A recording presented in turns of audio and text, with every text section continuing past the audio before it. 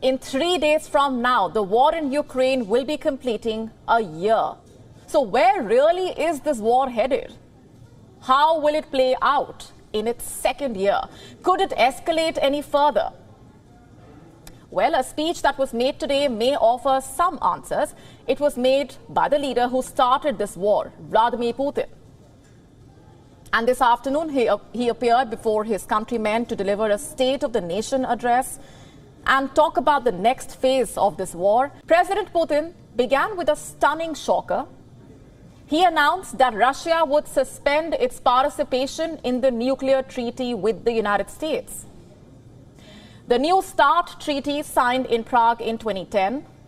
The name START comes from the original Strategic Arms Reduction Treaty.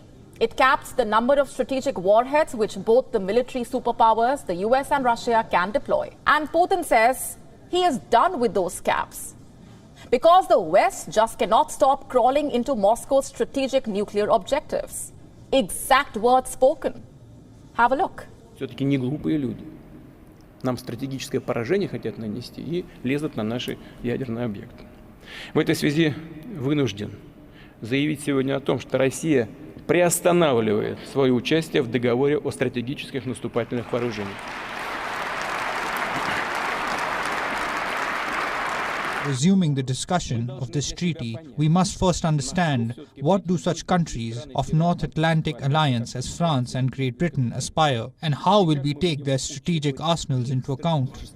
And next, Vladimir Putin spoke about the West's condescension towards others, how it looks down upon countries which differ from its worldview, how badly it treats non-Europeans, and how Russians, despite spending so much money in Western countries, despite their wealth and titles, still remain second class for the West.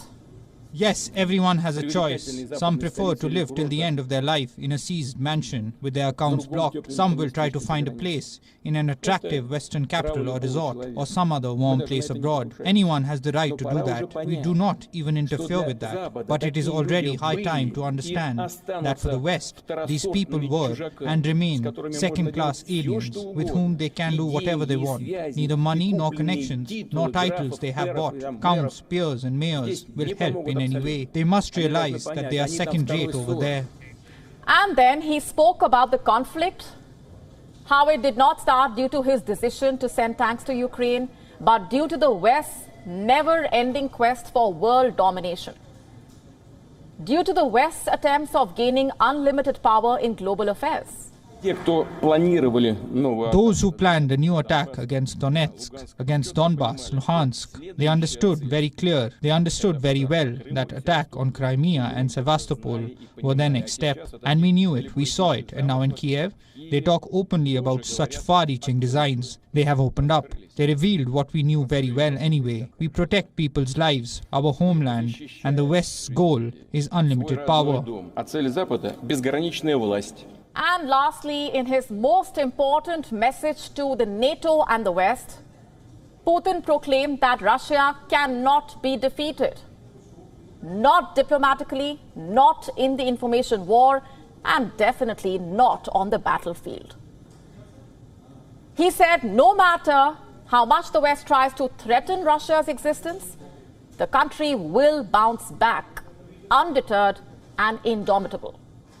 The Western elites do not conceal their goals. As they say, it's a direct quote, to bring Russia a strategic defeat. What does it mean? What is it for us? It means to end us once and for all. It means they plan to turn a local conflict into a global confrontation. We understand it exactly like that. We will react to it accordingly. This is because, in this case, it is about the very existence of our country.